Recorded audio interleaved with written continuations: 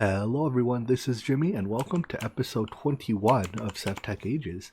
Last episode we set up our builders as quarries on mostly on what was it, Mars and Mercury. And if you see here, we got a bunch of Desh off Mars and a bunch of, well, we got blocks of Desh and solid meteoric iron, which is just meteoric iron blocks and Desh blocks off of Mercury. And we got a bunch of mercury ore, also off, well, Mercury. So, with all this mercury, and I think there's some carbon as well, we should be ready to build our tier 4 rock, or our tier, is it 4 or is it 5? I forget, our next tier rocket. So let's do that. Let me gather some components. Well, I didn't get very far before I hit my first snag. So the next tier rocket we want is a tier 4 rocket, which also happens to need a tier 2 launch pad. But I was making the boosters for it, and or was it the boosters? No, I was making the fins for it rather, and it needs titanium. So I didn't think we needed titanium yet, but looking at the item name, if you look that second line, says item basic asteroids. So I suspect this comes off the asteroid belt.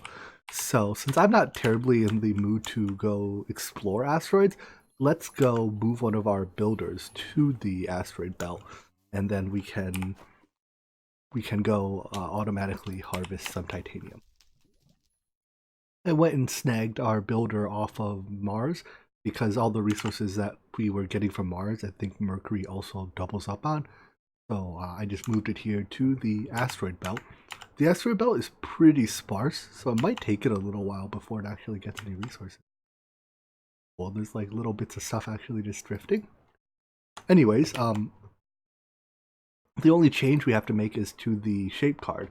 So if you look here in the asteroid belt in the upper right, just under journey map, you can see our Y level is 208. Let's call it 210 and negative 105. This way we'll go from our Y level down to 0. And let's install it. Choose one of the corners and the quad. This preview might, turn it on. This preview might be particularly laggy to generate. I don't know, it wasn't that bad. So anyways, I think that's a corner we wanted to quarry out. Interestingly, because the preview blocks are solid, we can actually walk on it. Although it probably creates quite a bit of lag as it generates stuff. But yeah, once I'm not terribly interested in digging into an asteroid, say, by hand. So I'll probably just turn this on and let it dig for a while, and hopefully we run into some titanium. So we're going to turn that preview off, turn the quarry on. And you can see here, it started in the near corner. It turns the blocks of mines into dirt, so you can see where it's been. But most of the time it spends mining nothing, so you won't actually see any work being done. Let's put that there to chunk load this. So yeah, we'll just let this... why did it stop? I guess it stops because it hit something. Anyways, let's head back to the overworld, give it like... Ooh, look at that, it's already got some titanium. I was about to say let's go back to the overworld and give it some time to run, but let's go back to the overworld and process that titanium. Alright, here we are. It's been, maybe about a minute, and we already have 23 pieces. It's not a lot, but I think that'll do for now. So let's see how we process this. We can use the enrichment chamber, it doubles it. Crusher doubles it with some grit, or iron grit, but I don't really care about iron. So let's just use the enrichment chamber because it is extremely quick. And I should have one of those set up already over here. And then we can just smelt the dust into ingots afterwards. Look at that, all 23 pieces done in seconds. The smelting factory is just as quick. Alright, so now that we have a little bit of titanium, it should be enough for us to build that tier 4 rocket. With any luck, these should be the components for our tier 4 rocket. So let's see if we can build that. 4. Look at that. Now I think tier 4, it says it needs a tier 2 launch pad, so let's do that before anything else. see. Here 2/3 launchpad. What I want? Oh, well, that doesn't have a recipe. Here 2 launchpad. Oh, we need some compressed titanium for that too. And is it a 5x5? It is. Okay.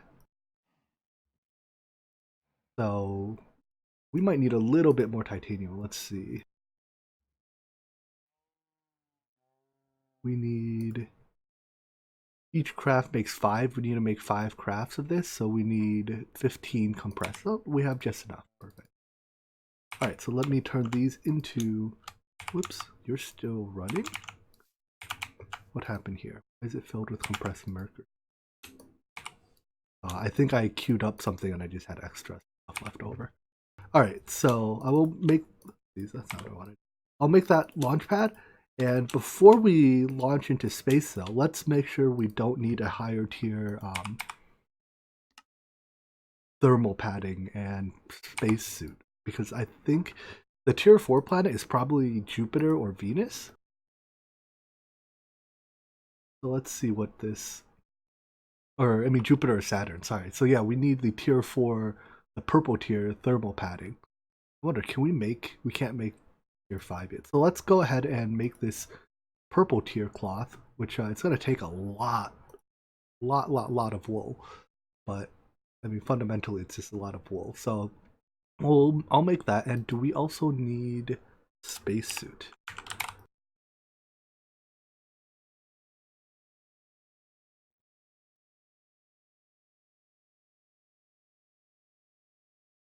It doesn't say. Let's see. The tier of each part of the spacesuit count towards reducing the amount of radiation gain. So I think maybe spacesuit tier only reduces radiation gain and has nothing to do with planets, like what planets you're allowed to go to. I'm not 100% sure about that, but I think I'll just make the tier 4 thermal protection and hope that's enough. Worst case, we'll crash land on the surface and have to make a new rocket. I think this process is 4 at a time, so I need to put 1 more titanium in. Anyways, I'll go make that spacesuit and I'll be right back. I made the tier 4 thermal gear, so let's replace the tier 3 thermal gear. Once again, I'm counting on the spacesuit being sufficient, so I'm not going to remake that yet. And let's replace our launch pad with the tier 2 launch pad,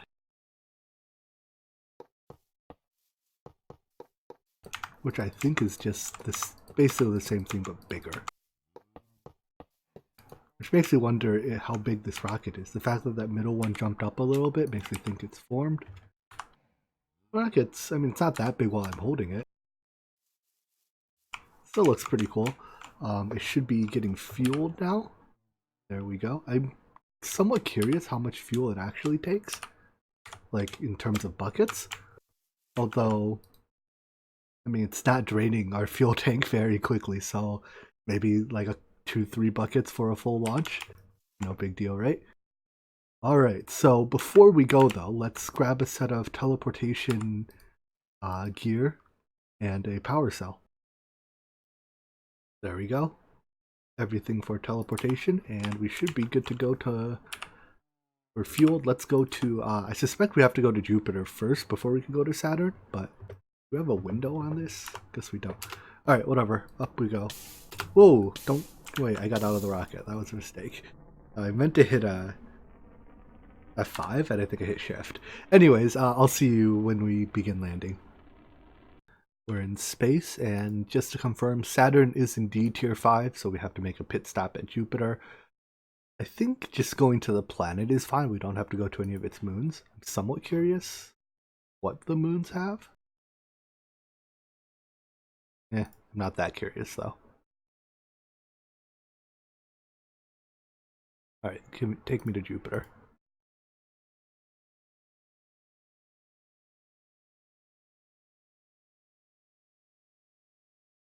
Go? No? Please? There we go.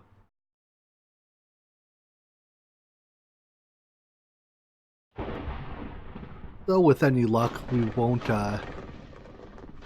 crash land on the surface. It is very loud here. Let me turn down my weather sounds as soon as I get down to the surface. But for now I have to hold spacebar so we don't crash. And it looks like we're not taking environment damage, so that's good.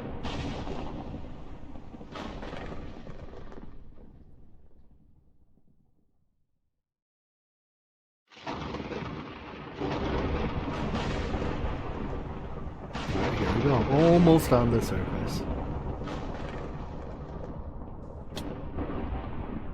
Oh, I took some damage? Maybe that was just fall damage? Alright, let me turn that weather sound down.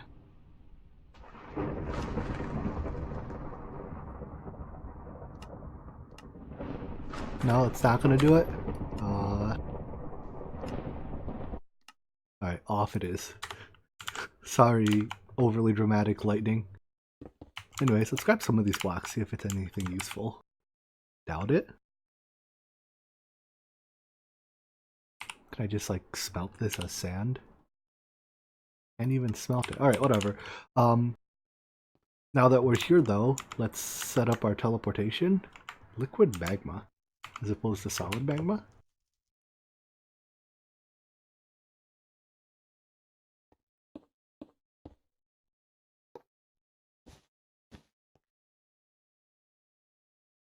Anyways, I'll just set this up and then I'll probably head back to the overworld, make another quarry and set it up on Jupiter. I'm not even sure what Jupiter's resource is, but I'm pretty sure we'll need it. Alright, I set up our builder on, this is Jupiter? I'm pretty sure this is Jupiter. Anyways, I set up our builder on Jupiter. Let's turn it on. And this should be able to collect our, I think it's palladium is a resource we hope to get off Jupiter. But anyways, copper, there's tin, iron. But anyways, I'm thinking the next couple planet tiers, like, I forget what even comes after, Saturn and then Uranus and Pluto or whatever, are all going to be more or less the exact same thing over and over again. So how about I'll just do the rest of that progression off camera unless, you know, I run into anything interesting. Even using that modular machine to print the rocket schematics, it's still a pretty repetitive and grindy process that honestly is basically the same for every planet here. So I'll just skip to the point where we get to, I think it's the Kepler belt, right, where we can get this these Kepler ores, because this is what we need to get into the that mystical agriculture mod, I think, right? If we get like Kepler copper ore turns into prosperity ore, and the iron ore turns into infernium, which are the starting blocks. So, oops, this is full. Oh, I guess it's because we're running both in the asteroid belt and here at the same time. Okay, that's fine. Anyways, I'll just let this run, and yeah, I'll do the rest of the progression off camera unless I run into anything particularly interesting. So, with any luck, I'll see you back in the Kepler belt. Real quick introduction. This is only like a couple minutes after the previous segment, but I went to the overworld to check the status of our quarry to see if we've gotten any palladium ore, which we have. But I noticed we've hit a major milestone. We've now filled 1% of our drive. Huzzah.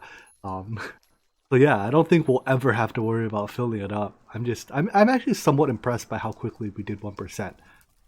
Most of it, I guess, came from all these filler blocks on Mercury, since I think the quarry on Mercury has run to completion. But cool. Anyways, that's that. Back to, well, I'm back to the grind to get us out into deep space. Welcome back again. We're not quite to the Kepler belt yet, but we ran into a small problem of power. And if you see, our kerosene supply was basically drained completely, and our gasoline supply was drained pretty significantly. We used to have almost 10 times as much gasoline as we do now. So I built this large number of fluid combustion generators to keep up with our power. but we've used up all our gasoline, or at least the vast majority of it. So I figured it was time to upgrade our power. Now, one thing I could have done is just built more of these, whatchamacallits, pump jacks in more oil chunks, but that takes a lot of room. And I figured now that we have mechanism, we can use ethylene for power. So I built this very simple, it's a little compact and quite messy, but it's a very simple ethylene producer. Let me walk you through how it works. So if we look at ethylene, it is produced in a pressurized reaction chamber with a tiny bit of water, a little bit of hydrogen, and some biofuel. Hydrogen just comes from electrolyzing water, easy enough. Water obviously is water. And all you do is or biofuel is the only thing that takes an external input. So my choice was to do potatoes, but I think it's slightly more efficient to do pumpkins, and I might switch it over to, melons, because you can grow, you can turn one melon into 9 melon slices, so you basically grow 9 at a time. But anyways, for now I'm doing potatoes. I'll switch it over to melons later. So a single garden cloche grows potatoes, jams them into a crusher, which turns the potatoes into biofuel. That gets put into the pressurized reaction chamber, which has water and hydrogen. Again, hydrogen comes from our electrolytic separator. I'm just voiding the oxygen for now. If I find a use for it later, I'll do something with it, but until then, whatever. So that produces our ethylene. It comes out in gaseous form. So I eventually pipe it into a condenser here, which turns the gas into a liquid. I can actually speed this machine up. Then let's do that. These mechanism upgrades are very efficient and very cheap. So all I do is basically every machine I use, I give it a full stack of energy upgrades because it reduces its energy consumption, and then I give it however many speed upgrades I need for it to keep up with the task. But anyways, this will turn the liquid or the gaseous ethylene into liquid ethylene, which I pump into our gas burning turbine, which I suppose is actually a liquid burning turbine. But anyways, if you look here, we're producing 14k RF a tick with 1.3 millibuckets a tick of ethylene. According to the advanced generator's configuration files, the ethylene is the most efficient fuel that the turbines can burn, and it has 6,000 RF a tick in the default configuration. But since we have 185% fuel efficiency, we have a little over 11,000 RF a tick. So yeah, we use very little fuel to produce this power. And in fact, that one garden cloche keeps up with all of this. So let's put a couple of these speed upgrades in. And yeah, once we have more manual in, I can upgrade this to a max size turbine, and even it'll produce something like almost double this power, but we'll still be able to produce enough fuel to easily keep up with it. Alright, cool. So I just want to show you the upgraded power, and I'm going to go back to, going through all the Galacticraft tiers again. It's been a couple hours of playtime, and it's actually the next day for me recording-wise, but I think we're ready to make our Tier 10 rocket and head over to the Kepler system. So I called it the Kepler belt earlier, I think, and I had it confused with the, I believe it's called like the Kuiper belt or something. Deep space things. Anyways, the Kepler system is another, it's another like solar system type thing. I guess this one specifically, so Kepler 22 would be the 22nd system developed or discovered by the Kepler Space Observatory, and it is, through science means, that's a cool rocket, they discovered that there is a planet in that system which is roughly in the inhabitable zone, so it is a candidate for life. And I should probably have checked to make sure I had fueled that before I launched. But off to space we go. So this is the Tier 10 rocket, the highest tier that's currently in Galacticraft. There's an electric version of it too, but that just, instead of using fuel, it uses power. But yeah, with this, we should finally be able to get all the Galacticraft resources, specifically the ores that we need to begin mystical agriculture, which will be our late game resource production mod. I do like that as the rockets get higher tiered, they actually travel faster, so you get into space faster.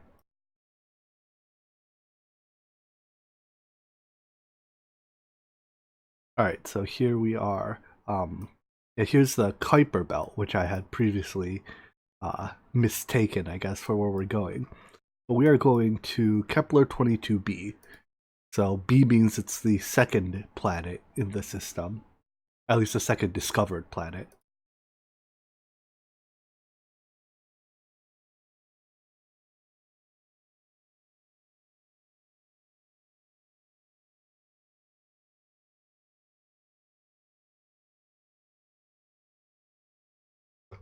Oh, we even land under a parachute.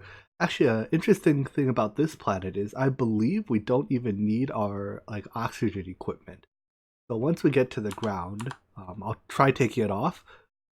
Again, supposedly this planet is a good candidate for there being life in space because it is very climate-wise. It is supposedly there's a good chance that it's similar to Earth.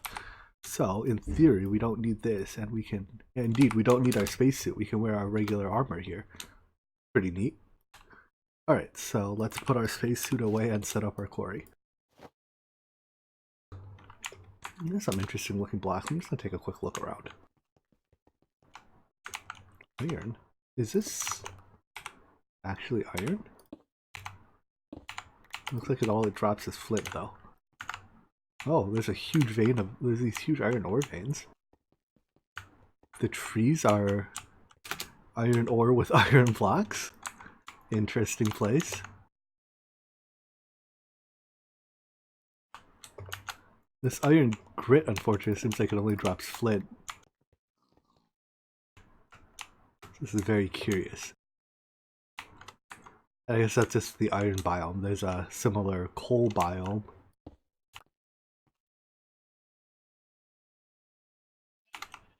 White icing with red dots and candy canes. Anyways, I guess the developers of this mod had some fun implementing these biomes. So let's just set up a quarry and dig it all up. You know, all the iron and gold and stuff is great. You know, be happy to have the blocks of it.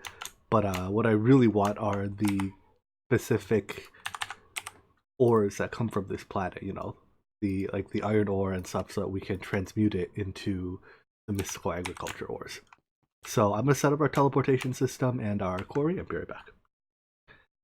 And we're up and running, and we are getting some of this Kepler 22b iron, tin, copper ore, some of its wood.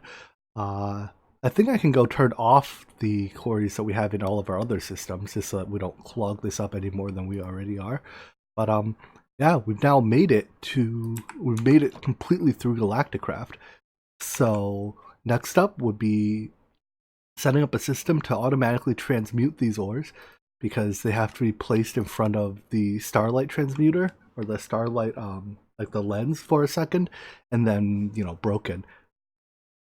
And actually, I don't think we need to automate Infernium ore, specifically because we only have to do this a few times, and then we can grow Infernium more easily through other means. But I think we will need a fair amount of... Not that one. From copper? There we go. A fair amount of prosperity ore, because this makes prosperity shards. So anyways, let's head back to the overworld and start looking at how we can do that. But first I'm going to go turn off our extra quarries. Back in the overworld, and here are the fruits of our labors. So this platinum ore, I think, is used to make something called space platinum. I think we can still ore double it. Yeah. Anyways, this space platinum stuff we can use to make that electric rocket, although I don't think I'm interested in doing that, just because we're probably not going to need to launch rockets anymore, right? There's no other planets, at least there's not many other planets we have to visit, so let's just let that be for now. All these various colored diamonds can just be turned into their diamonds, and they make reasonably good weapons and tools and armor. I mean, I guess maybe we'll use it for weapons and stuff, but they don't seem to do much else. So let's just grab some of that iron and I think it was copper ore. And I'll show you how, at least for now, I'm just going to do this. So we set this up previously for transmutation of iron ore into star metal ore, right? We just put the ore in the block placer, and are they linked? Let me make sure they are linked. Where is my linking tool?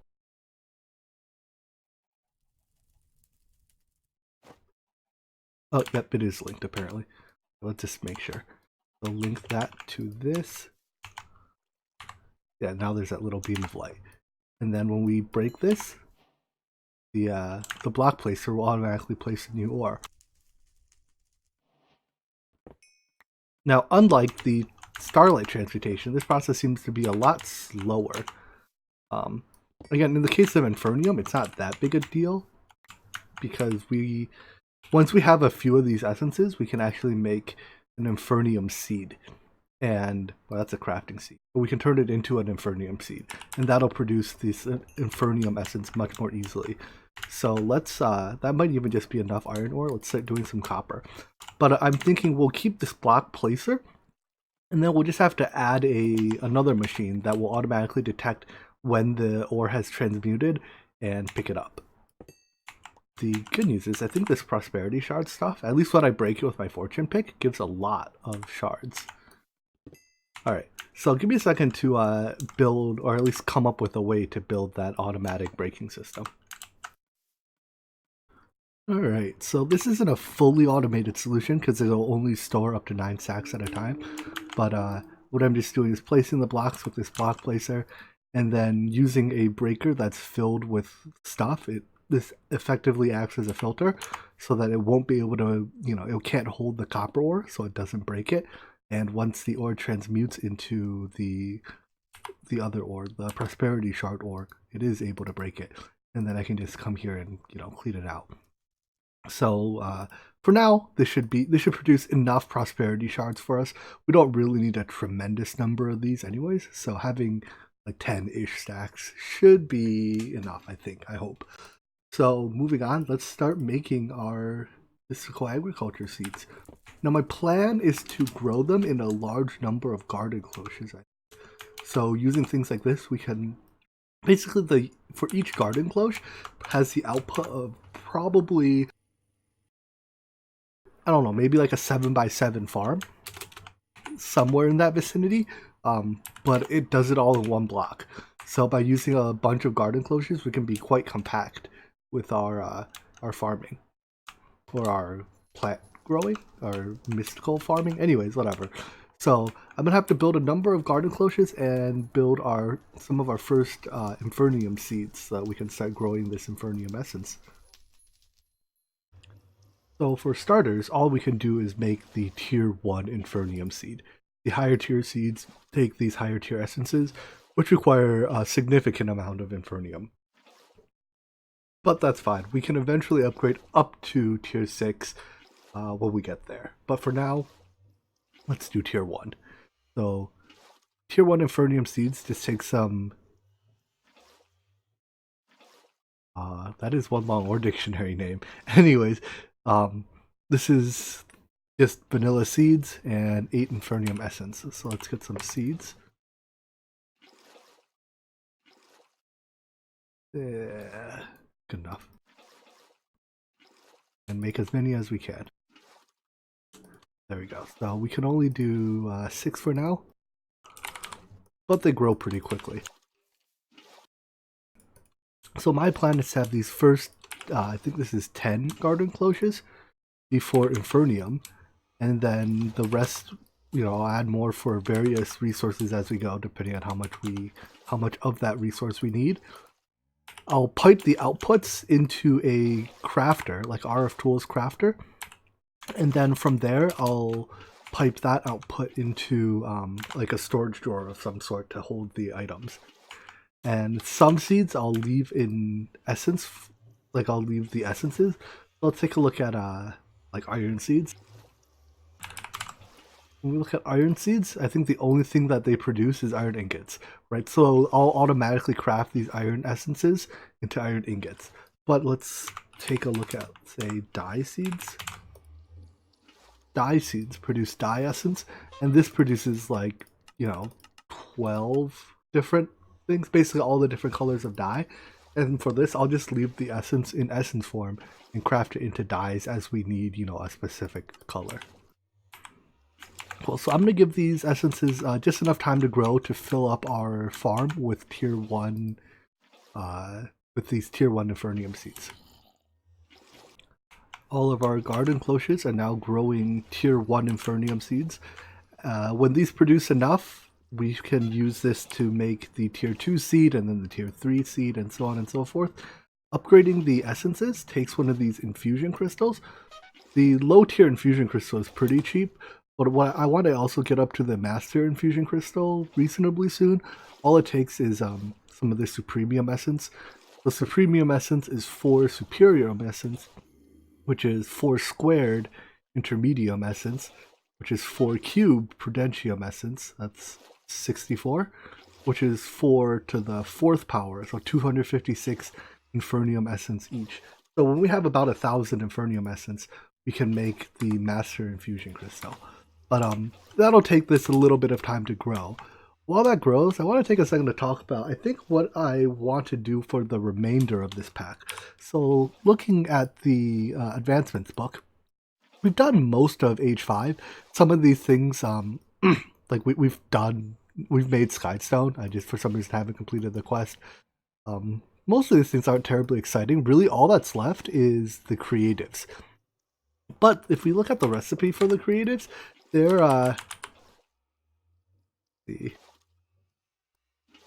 the creative items are generally, oops,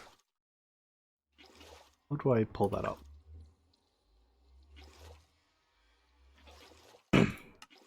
Alright, so these creative items, they're complicated enough that you can't, I mean, it's possible to make them without making a large, applied energistics or refined storage system. But it's going to be a lot of work to do it without making a refined, an applied energistics system. But it's also a lot of work to make an applied energistics system, and to do it all just to craft like a half dozen creative items doesn't, I don't know, it doesn't sound all that exciting to me. So what I'm thinking is, I'll slowly work towards it. I'll probably work towards it without making a full auto crafting system, just as a, a change of pace from what I'm used to doing. Some of these items appear to be literally unmakeable because they contain a, oh no, wait, I don't quite know what's going on there, but I'm not going to worry too much about it. But anyways, my plan is that I'll slowly work towards this. But because this will be a little grindy, whether I do it through applied energistics or not, I'm thinking I'll start playing through Dungeons, Dragons, and Space Shuttles as well. I'll, mostly do that as the, the series I'm playing. And perhaps every now and then I'll drop in a SevTech episode as we work towards finishing these creative items. Because, honestly, I'm not very motivated to work on these. So maybe, in a couple weeks or a month or so, I'll be more motivated. But, yeah, I think that's a plan. I'll start recording Dungeons, Dragons, and Space Shuttles.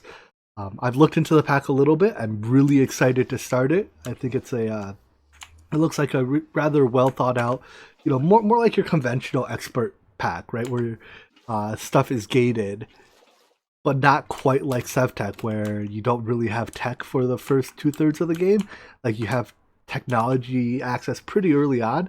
So yeah, I think that's a plan, and I think that so the next episode will be the episode 1 of Dungeons, Dragons, and Space Shuttles, and I'm, within, at some point, I'm definitely still planning on finishing at least working forward towards the creative items. I don't know how long it'll take for me to actually finish them, but I guess that depends mostly on if I can motivate myself to actually tackle these things. I usually have a hard time saying, hey, let's do the creatives, because they're not particularly useful. But anyways, enough of me rambling. I think that we can call it the end of this episode here. So tomorrow or in a couple days, I will see you next with episode 1 of Dungeons, Dragons, and Space Shuttles. Look forward to that. All right, well, I hope you enjoyed the episode, and I'll see you in the next one. Take care. Bye-bye.